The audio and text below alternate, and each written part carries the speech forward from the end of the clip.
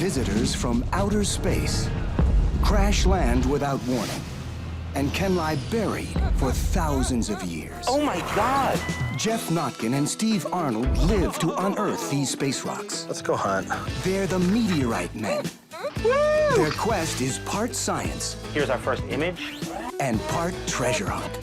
That is the real thing. On this adventure, the Meteorite Men reveal secret maps We don't show these to anyone. to solve a 160-year-old mystery of science, the landing site of one of the world's most famous meteorites, the Tucson Ring. Watch out for scorpions. He's right on my target. If they can find even a small piece of this mysterious space rock, Look at that!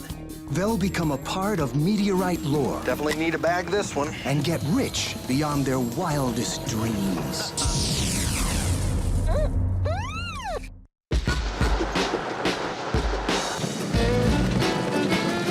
This is the bumpiest road in the history of the world officially, you know.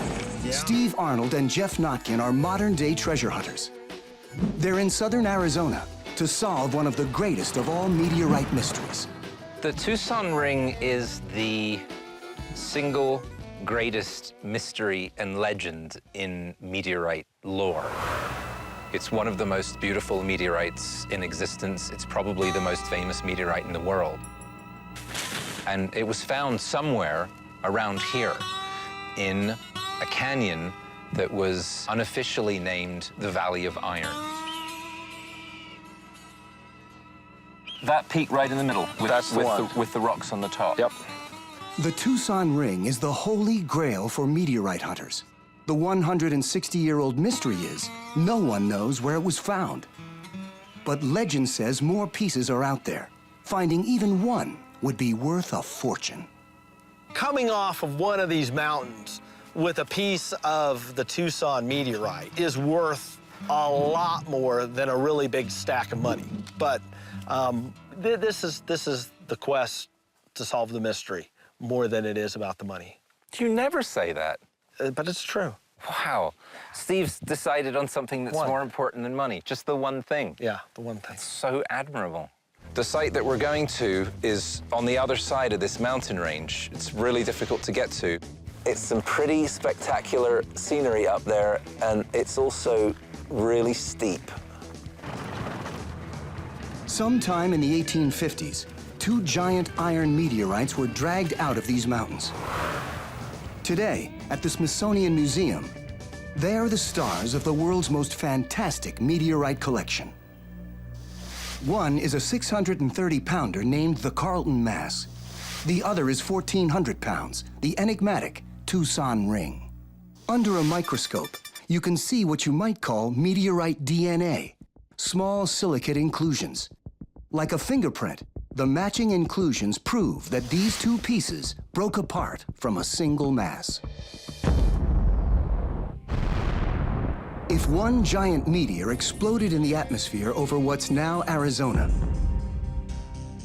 the breakup must have scattered many other pieces, creating a strewn field.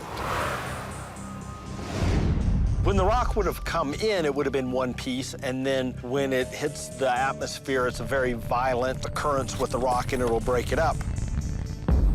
The larger pieces will have more inertia, and they will go farther, and then the smaller pieces start to drop off, getting bigger and bigger, and then the larger one will end up hitting farther off. Here is everything that we have on this site.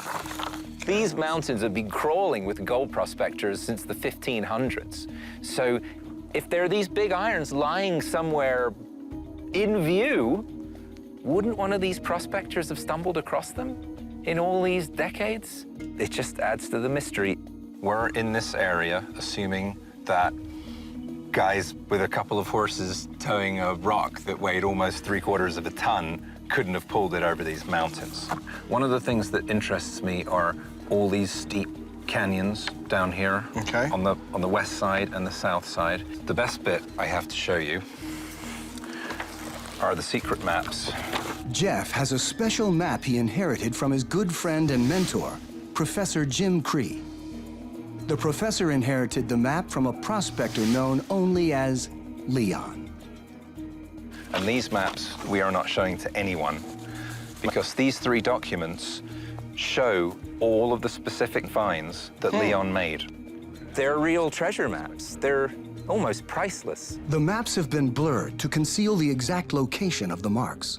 He actually, according to the stories I've heard, used one of those doodle bugs on a map in the mountains. Did you say doodlebug?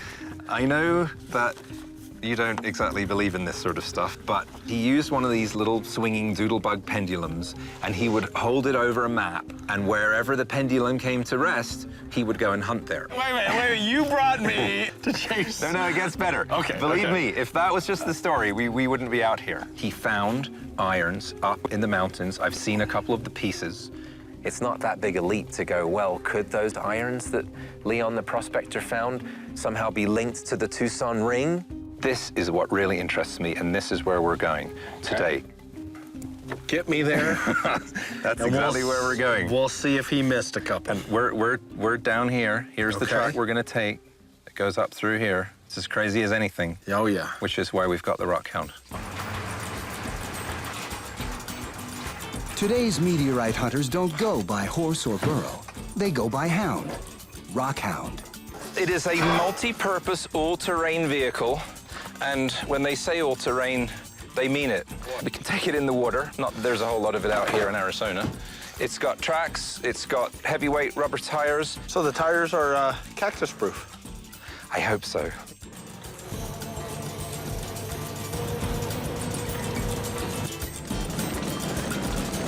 See, that's being right. Leon's map is marked with what he called hotspots, places he once detected a lot of iron. And pieces of iron could be the best clues possible to finding the place where the Tucson Ring was found 160 years ago. Geoff and Steve aim right for hotspot number 1. The really intriguing part is the reports from the finders say that when they located these irons and removed them from the valley, they just took 3 of many. That there were other irons in the same valley or canyon, and they just took 3 that they thought would be useful for their purposes. They weren't even the biggest ones. I think that's about as far as we're going on this. Let's go hunt. The Valley of Iron, if it exists, is in country that can easily kill you. It's hot, dry, and home to some notorious wildlife. Rattlesnake country. Steve's got his incredible snake-proof boots, but they're too hot and heavy for me. So we use the old-fashioned snake gaiters. They do work. I haven't died yet. They're ugly enough to scare off the snakes. You're just jealous because you don't have any. I'm not jealous. I've got snake boots. If the rattlesnakes don't get you, the scorpions will. Don't forget the gloves. You don't want to get dirt under your fingernails. I know, wouldn't it look awful? I should get my bag. I've got gloves in my bag, too, if I really need them. Oh, now you're going to wear gloves? No, only if I need them. Well, how do you know when you need them? When it's too late? Oh, I was bitten by a scorpion. I should probably start wearing gloves. Yes, that's right. That's right. Do you think we should lock up the rock hound? Take the keys. It's not like there's anyone up here.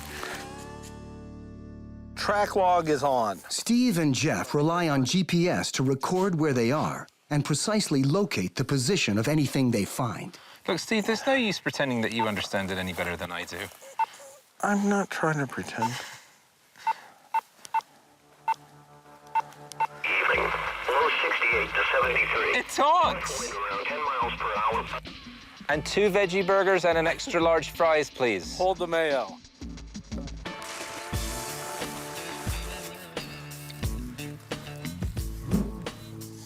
Geoff and Steve split up to cover as much terrain as they can, as quickly as possible. We're very close to the Mexican border. I've met rangers out here and they've said, don't come down here on your own. It's not a bad idea to be armed if you're in a small party. So watch out for rattlesnakes and drug smugglers. Nothing yet. Most meteorites have a high iron content, so metal detectors are the meteorite hunters' stock in trade.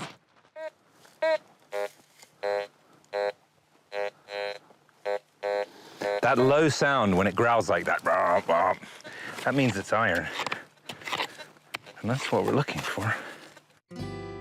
Metal detectors work by emitting an electromagnetic field from a coil at the end of the wand. And then when a piece of ferrous metal encounters that zone under the coil, you get a signal. This isn't the metal detector your grandfather uses to find coins on the beach. This particular detector, it's smart enough to differentiate between iron, foil, nickel, zinc, dimes, quarters. And so that would be a very strong signal. We know we want to dig there. But Steve and Geoff also rely on a thoroughly low-tech trick to pick hidden bits of iron from dirt and rocks. They attach powerful rare earth magnets to the heads of their field picks. When they dig, the magnets attract anything that contains iron, be it meteorite from space or earthbound meteor wrong. Just a little piece of wire. But it was iron. Said it was iron. It's neat. Somewhere in these mountains and canyons, those gorgeous big irons were found. And there have to be other pieces somewhere.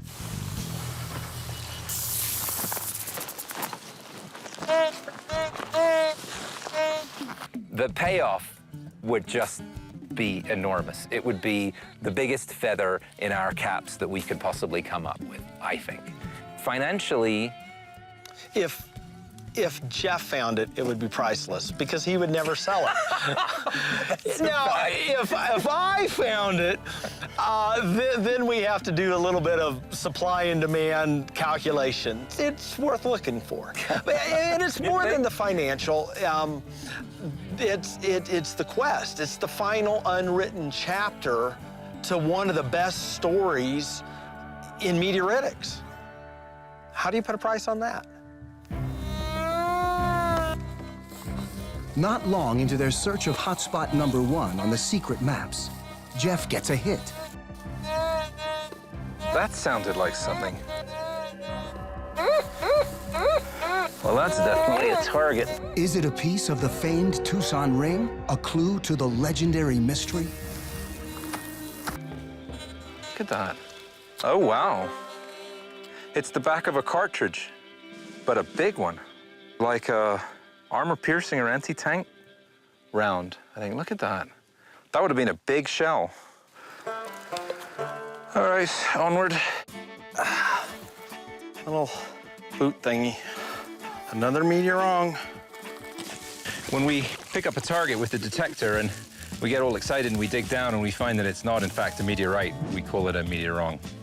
And that's a really bad one. It doesn't even look like a meteorite. This must have been a deer stand. Nice. The prize is so big that it's worth going through the meteor wrongs to find the meteorite. Check this out. Well, I think you should dig it. In the meteorite world, size really doesn't matter. Ow. Discovering even a small meteorite paired to the Tucson Ring would be a scientific wonder and a financial windfall. Oh. Oh. Another hit. A big staple. Another miss. Another letdown. Geoff and Steve have a lot of money and their reputations riding on this expedition. Huh, a belt buckle. All the meteor wrongs And then I found this can of tobacco. make it tough for Geoff to stay optimistic.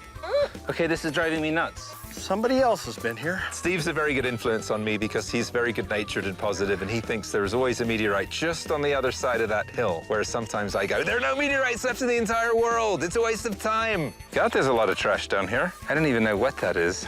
Piece of an old can. That looks like an aircraft part. It's a bullet. Oh, come on. What's your secret? Well, you make the most of the daylight, and you try to get as much covered as you can in a day. Don't you ever get fed up? No. Stop being so reasonable. Holy cow. It's a clip of live ammo. That's not something you see lying around every day. As far as meteor wrongs go, that's one of the more interesting ones. I found plenty of old spent bullets and cartridges, but never found a clip of live ammo before.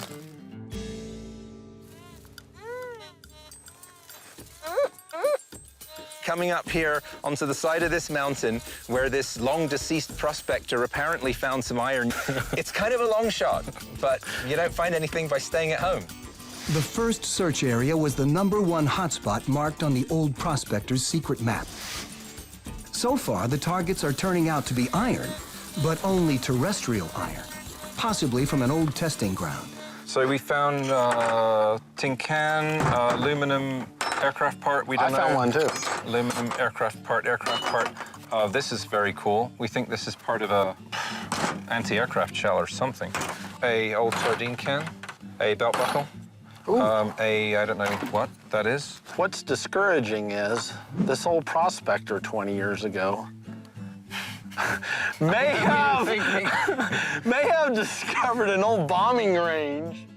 Geoff and Steve are left wondering, is the Valley of Iron for real? Or were Leon's finds all meteor wrongs? The story that I've been told from a reliable source is that a couple of pieces were sent to an assay lab and they came back very high in nickel. And to the best of my knowledge, they didn't put nickel in artillery shells. They were almost definitely meteorites. The presence of nickel is what separates the iron found in meteorites from terrestrial iron. Why nickel? Before the Earth cooled, nickel iron sank to the Earth's core. Any nickel iron on the surface rusted away over time. In space, iron won't rust because there's no oxygen. So with very few exceptions, any iron found on the Earth that has nickel fell from space. Convinced that the old prospector's finds were real, Geoff and Steve continue their hunt. There's got to be some more pieces of the Tucson meteorite. Well, I thought it might be a good idea to let Steve drive the Rockhound on the way back. Whoa! Uh-oh, I broke it. And within the first minute, he blew the tire out. I mean, not even a minute. What it boils down to, really, is that Steve's a maniac and he should not be allowed to drive any expensive equipment. Allegedly. The tire popped. You got a AAA card for your I do, actually, vehicle? but I don't think that they cover tracked vehicles on non-paved roads in the middle of the mountains in Arizona. The Tucson Ring is a huge iron meteorite that was dragged out of these mountains around 1850. Even then, at 1,400 pounds, with a hole in the middle, the ring was priceless, as an anvil. It was dragged first to Tubac, which is a small town south of here, probably by horses or oxen, and then later into the town of Tucson, where it was used as an anvil in the old Presidio. It was half buried in the sand in the old Presidio, and they used to beat iron on it. And then, after a number of years, it was recognized as a meteorite, and it lived at the Smithsonian ever since. It's very unusual to see a large hole in a large meteorite. It's possible that as it flew through the atmosphere, creating atmospheric pressure and generating tremendous heat, the middle just melted and burned right out. There may have been a softer inclusion, such as a large piece of carbon, or something softer than the iron that melted at a low temperature. Another possibility is, after it landed on Earth, moisture accumulated in the iron, and there are documented cases of terrestrial weathering causing holes or large scoops to form in iron meteorites. Terrestrial weathering caused that hole slowly to form. Also known as rusting. Yeah, could have just rusted away. The Tucson Ring is rare for more reasons than just its shape. All meteorites are one of three types: stone, iron, or stony iron. Irons are the rarest of the three. Only 1 in 7 meteorites is iron. Even among the irons, the Tucson Ring is in a class all its own. Not only is it a beautiful piece, it's a very unusual type of iron. It's an anomalous iron meteorite. It's so unusual it doesn't even have its own class. So you combine the beauty of the piece with its unusual makeup and the mystery of its find, it becomes a pretty interesting detective story.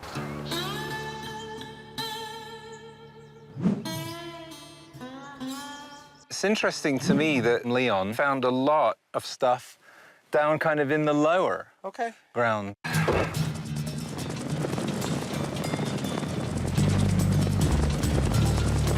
After one day, all Steve and Geoff have so far are a bucket full of meteor wrongs. But they decide not to abandon Leon's maps and focus on another area that the old prospector had marked.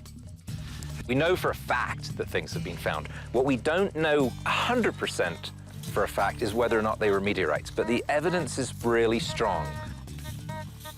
Geoff's late mentor, Professor Cree, also had these maps, and he also searched. But he too kept a meteorite hunter's code of silence.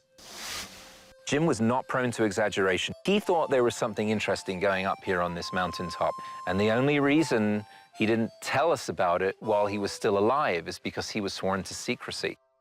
If it worked for him, it might work for us, They too. are where we find them. That's right. Let's find them. They pick up their hunt at the second hotspot marked on the maps. Okay, Geoff, before we get started, let's just get our bearings. This is the road we came in on, and yesterday we hunted in this area here. I would just say let's work our way around up on the slope and then work our way back up by the end of the day.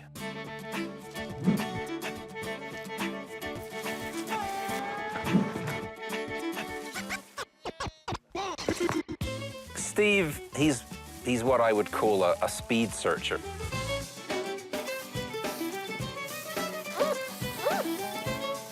He's a strong, tough guy, and he's got a short attention span, and he likes to just cover as much ground as he possibly can. Ow, ow. Good thing I don't need that eye. I'm a little bit more on the kind of existential side. Yeah, he paces himself, and he's a little more methodical, and that's okay. It's okay. I get in a kind of a trance, and I'm detecting, and I go, oh, I think there might be something over there, or no, it's that way. And meanwhile, he's going, vroom. He's just tearing across the plain.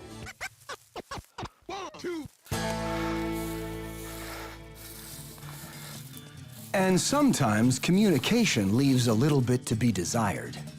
I said, I think we should head south and go up onto this slope. And I look up, and there he is, way the heck up there on the top of a mountain. Geoff! And he'd gone west, not south. Southwest. I said, go south! Steve! Hey!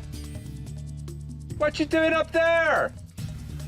Looking for meteorites! What direction is that? It's uphill.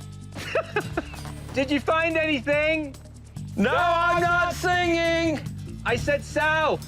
Too late. Steve and Geoff have vast stretches of land to cover before nightfall. The mountain range is not huge. It's not the Rockies, but it's big. There ought to be a lot of small pieces somewhere. And so the big prize is 2,000, 3,000, 5,000 pounds, which there could be bigger pieces than what are known of the two remaining Tucson specimens. No matter how badly they want to keep hunting, they have to be careful out here because they're not alone. Just earlier today, we stopped and we were taking a breather. Look out, Steve goes, look, is that a bear? And there's a brown bear scampering across the mountain. It's the first wild bear I've ever seen in Arizona. Almost ran over a rattlesnake driving home last night. Yeah. We stopped and helped him across the road because we don't believe it. He did. He wanted to drive over it. I don't believe in interfering with the That would wildlife. have made a good hat band. Day 2 was feeling a lot like day 1. It's more of that aluminum. Then, 3 hours into the hunt, with temperatures close to 110 degrees. Hey, got something here. And it's right there on top. Right there. Cool. It is the first find of the hunt. Wow. Now that doesn't look like shrapnel. This looks really promising. And it's all iron. I mean, it sticks to the magnet. Steve bags the possible meteorite for safekeeping and marks the GPS coordinates to pinpoint its location. It's iron, it looks like a meteorite, but only testing for nickel in the lab will determine if it is a space rock. I wonder if this is a piece of the Tucson Ring. this up here nice and safe. Button it up so it won't fall out. A short distance away, Geoff works another prime area on the old prospector's map. That sounds good.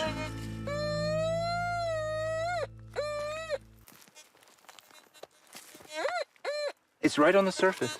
Even after hundreds of years, meteorites that fall here tend to stay on the surface because the desert terrain is as hard as pavement.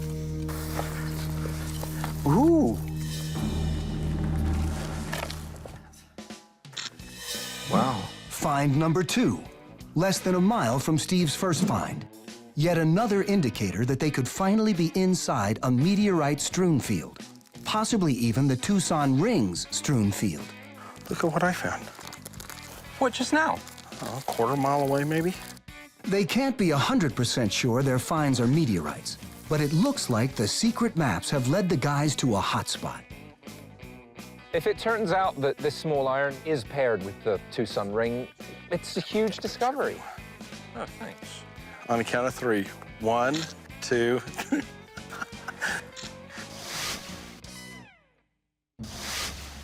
Now they believe Leon was onto something. Oh, With 2 finds bagged, hotspot number 2 looks like it's panning out. here it is. Find number 3. Look at that. These things might be related, and hopefully from something very, very old, not something just a little bit old. Definitely need to bag this one. Thanks to a dead man's treasure map, Geoff and Steve may well be on their way to meteorite fame and fortune. I got something. That's encouraging. Is hotspot number 2 the Valley of Iron? The site where the Tucson Ring hit Earth. We're enmeshed in a great mystery here of almost mythic proportions. Discovering even a tiny piece would be big news. Yeah. The gold medal would be to find a bigger piece. Silver medal would be to find a little piece. The bronze medal is finding a new meteorite. That's not related, but it's a new find. And these maps we are not showing to anyone.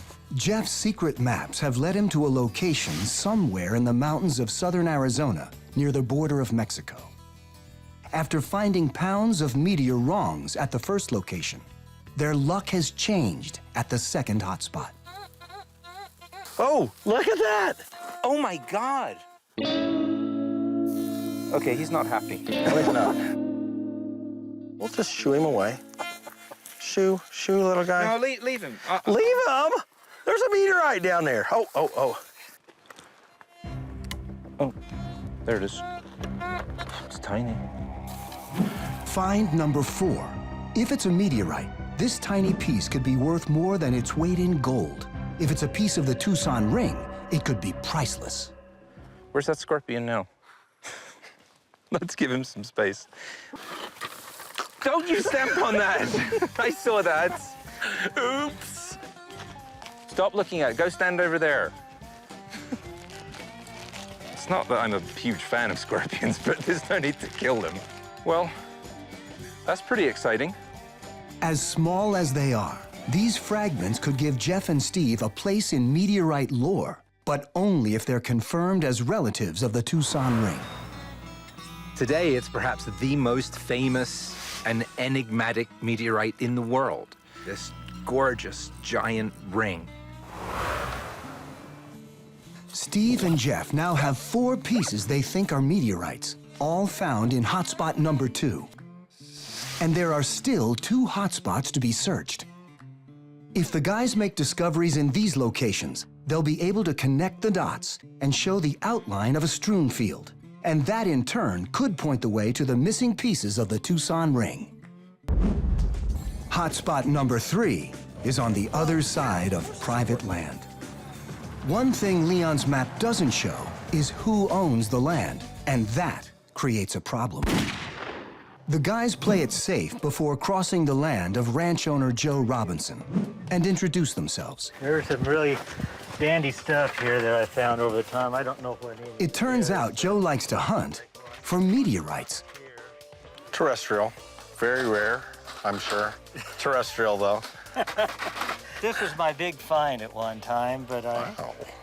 And in these parts, you're looking for something that would be solid iron. So it would be the density of a sledgehammer. Steve and Geoff are happy to cash in on their common bond. And with nothing but a stick and a magnet, And then we're just gonna tape a powerful magnet onto the end of it. looks good. I There is your appreciate real that. Thank frontier you. rustic magnet cane. Hey, that's pretty neat. and with Joe's new magnet stick, the guys buy their way across his land. Don't mind, we're gonna do a little hunting, and if we find anything, you'll be the first to know. Well, I appreciate that, and you can go right ahead and go do her.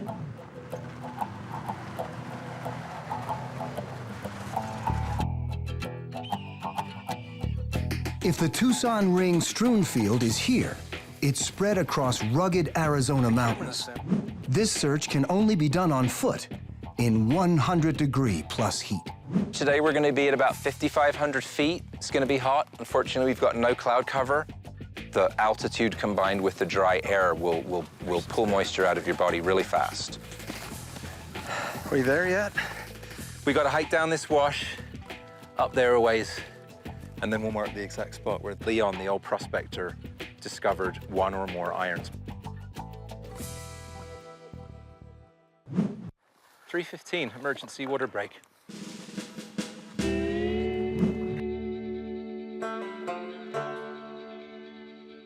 Even though it seems like it's a lifetime away from up there, it's only a couple of miles in a straight line. Fancy meeting you up here.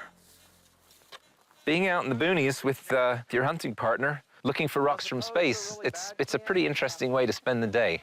And it's an adventure. And if it was always easy, there wouldn't be any memories with that. I got a target. What you got? Sounds like iron. Here, why don't you do the honors? Still there? I think so too. That was it? Smash that bullet. Oh, well. Thanks for digging that up for me there. Don't mention it. It's the least I can do for you. You're a real good prospector. Hours of searching turns up nothing remotely resembling a rare iron meteorite. You don't find a meteorite every day, or sometimes not even every week. They try to keep their spirits up. It helps to maintain a positive attitude. And I think we get through some of the hardships and difficulty and disappointment by joking and goofing around. Excuse me, sir, could I ask you to step over into the security inspection room, please? Before you board the aircraft? I was in the war. It's a steel plate in my buttocks. There, of course, is always the hope in your heart that that next target's going to be something really amazing. On the other hand, you can just say, well, yeah, if you can't hack it, then stay home and watch television. Despite the heat, Geoff and Steve trudge miles up a canyon. They finally arrive at hotspot number 3, right where Leon marked a key find on the secret maps. From here, they can map out a possible Tucson Ring strewn field. This is it right here. In this little subwash is where Leon found the biggest of his pieces. Steve marks their present location We are logged in. and compares it to the coordinates of hotspot number 2, where they found the 4 small pieces. Right now, we are 1.4 miles away. In his computer, Steve plots a course between the 2 hotspots. The area in between maps out a possible Tucson Ring strewn field. That's the area to hunt next. And it runs us right up over the hill. I would have thought we were further south. Well, that's why we do it this way. Yes. Because if I guess, we go and walk in the wrong part of the desert and die. Well, yeah, but it's all for a good cause. That's where I want to be. 1 mile straight up. If the heat or the snakes don't get them first, I can feel the meteorites pulling me psychically. Or maybe it's just sunstroke. the guys could be on their way to becoming the most famous and wealthiest meteorite hunters ever. That might be something. Any pieces they find here could lead the guys to where big pieces of the Tucson Ring landed untold years ago.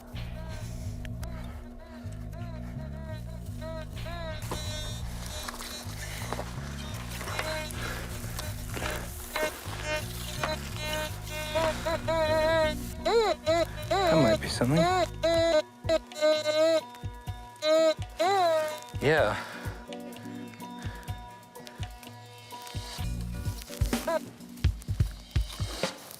Okay, I lost it. Yes, it's difficult. Yes, it's hard. Sometimes it's expensive and dangerous and frustrating.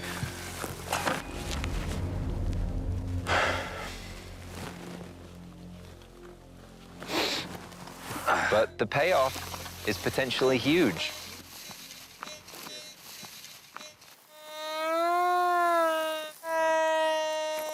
There, it ends right there. Hey, Geoff, there's something down there. Do some more digging. Maybe we should bring in the backhoe. I don't think we can get a backhoe out later. Look, it's like charcoal.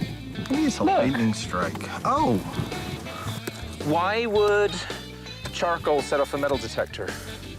Yeah. It is that stuff, right? Hold on. Steve thought it might possibly have been a lightning strike. ah, there's loads of lightning up here, mate. Loads of it. Thanks for calling me over for that. I really appreciate it. Shut up. You don't find a meteorite every day, or sometimes not even every week. On the other hand, if we found a meteorite out here, an iron meteorite, but it's not part of the Tucson Ring, in a way it's even more intriguing. Meteorites are very rare. Iron meteorites are very, very, very rare. The possible strewn field between hotspots 2 and 3 comes up dry. They find nothing. Geoff and Steve need help. So they turn to Warren Lazar, who knew Leon, the old prospector. This is where you used to mine for gold nuggets back in the 80s. This is it. Well, we didn't call them gold nuggets back then. We call them, raw gold. We started this operation back in '83 with my friend Leon. But Leon also was, he was a metal detector person. And he had found irons. You came here looking for gold.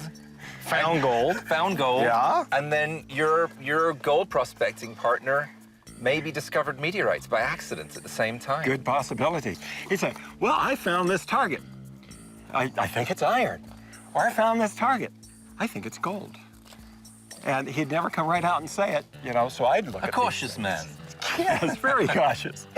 Now, you said that Leon had found some pieces. He had said that he had found what he thought was pieces of iron back up on this ridge. Okay. Where's the Valley of Meteorites? He's quite certain it's just over that hill, ladies and gentlemen. Armed with new insight, Steve and Geoff head back to what they hope is the strewn field. So far, the guys have 4 possible space rocks to take to the lab for testing. They have one last spot on the secret map left to search, hotspot number 4, their last shot at finding any more possible pieces of the legendary meteorite. Well, that's something.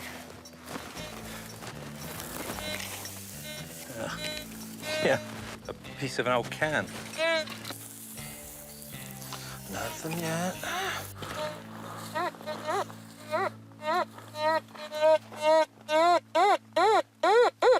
Steve! Geoff, I got one. Oh my God! I've got one. I don't see anything. If this is a piece of the Tucson Ring, the value would be astronomical. Ooh. Take a couple of photos of it. That is the real thing. We logged the position with the GPS. And that is so we are able to record the exact find position.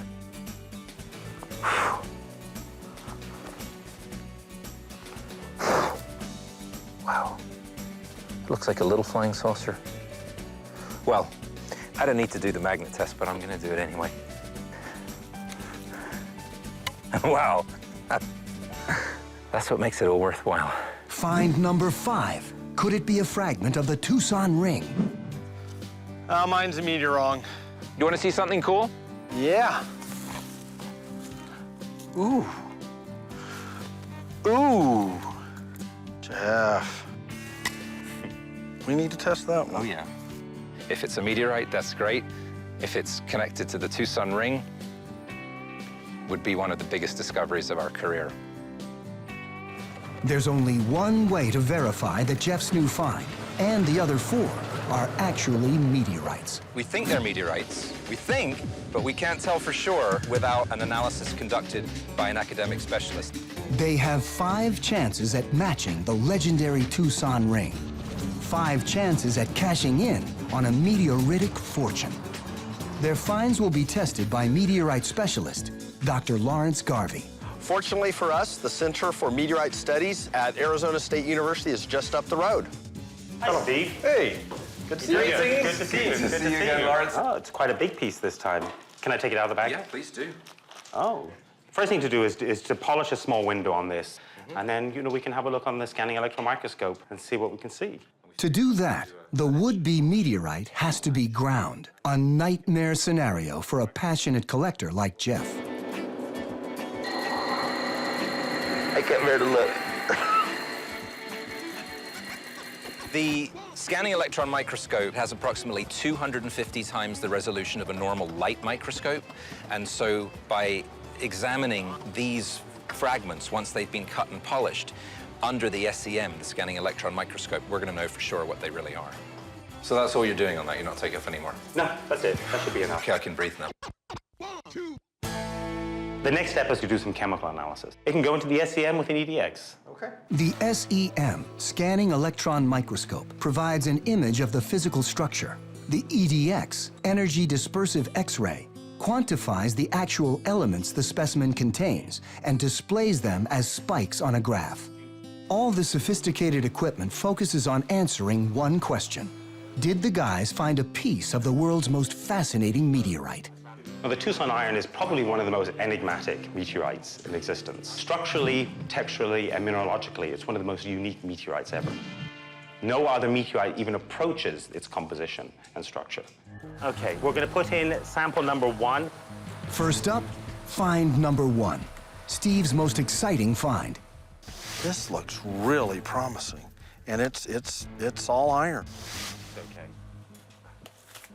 They're looking for nickel, the element that is abundant in iron meteorites. So we've just loaded it in the microscope.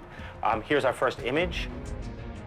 If they find nickel, Steve and Geoff may have discovered a piece of the Tucson Ring. Yeah, right there. So we'll collect the spectrum. The results could make them meteorite rock stars. So these are the X-ray peaks that are coming up. Hey, is that nickel? We have our iron, and no nickel. No nickel. Zero. Okay, 0 nickel. 0 nickel. If there was any nickel, you would get a peak. We get a peek. We don't get a peak. Nothing. There's no nickel. No nickel. Okay. What is it? Piece of iron. Oh, okay. 1 down. 4 specimens to go. We're just holding our breath, waiting to find out. Let's do it. Find number 2. One of Geoff's finds is next. It's right on the surface. Check this out.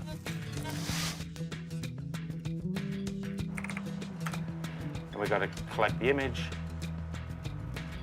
That's obvious. There's no nickel. We don't get a peak. Again, no nickel. Another meteor wrong. I am remaining optimistic. The next specimen. Find number 3. Here it is.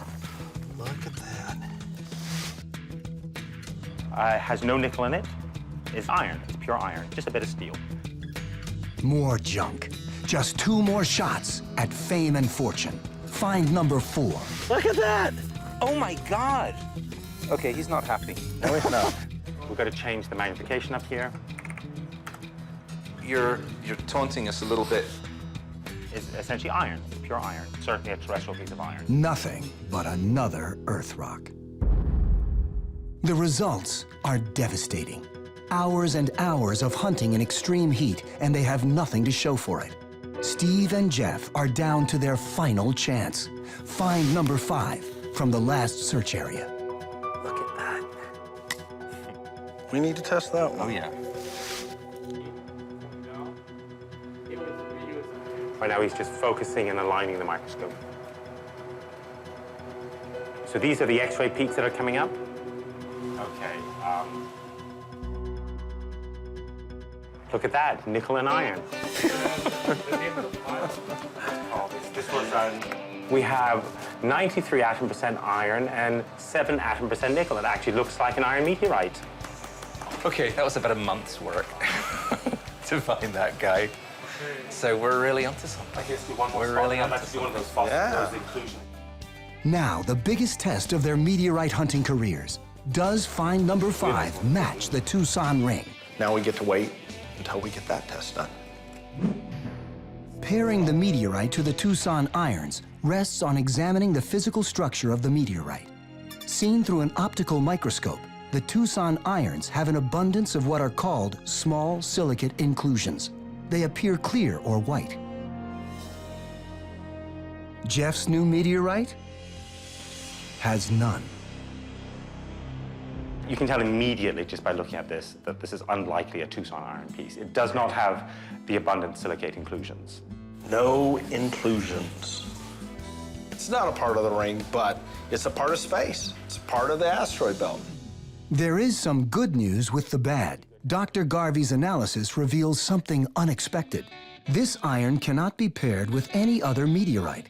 It's one of a kind, from a previously undiscovered fall. A very big deal in the world of meteorite hunting. It's quite amazing to find a new iron. It's really, really rare, as you both know. I mean, people can hunt their whole lives and not find a new iron. So it's quite an amazing find. I look forward to seeing more of it. At auction, this meteorite might go for $100 a gram, making it worth more than twice its weight in gold.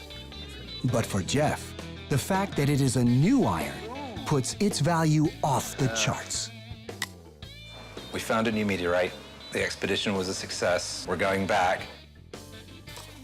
If you add up all the hours it took to find this one and divide it by how many grams, it's a very expensive meteorite just in what it took to find the one piece.